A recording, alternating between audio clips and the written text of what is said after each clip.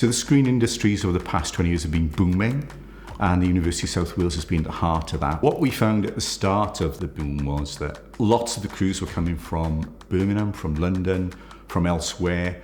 So working with the industry, and in particular, we've been working with Screen Alliance Wales, we wanted to establish that pipeline of local Indigenous talent, and particularly from the disadvantaged areas, from Butetown, from Grangetown, but also in our heartland of the valleys. We wanted to make sure that those kids who lived there could achieve the dream of working in screen. So core to our work with Screen Alliance Wales was feeding that pipeline of talent. But why was it different with Screen Academi? Well, it was different because of the embedded classrooms.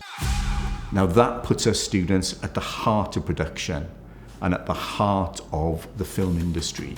The relationship with the University of South Wales is absolutely imperative to the work of Screen Alliance Wales. We wouldn't have been able to do it without them. So the idea is here to offer opportunity to all. So you can come in at 7, learn all the many different roles available through the creative industries, from medics, from caterers, from painters, plasterers, electricians. There really is a job for everybody here, and this is what this facility is. We had a vision that we would create a space here that can allow people to work 52 weeks a year who live close by the studio or within commutable distance. So we put in what we thought was a reasonable target of about 1,500. We've smashed that. We're over 20,000 participants at the moment, and more growing every day and week.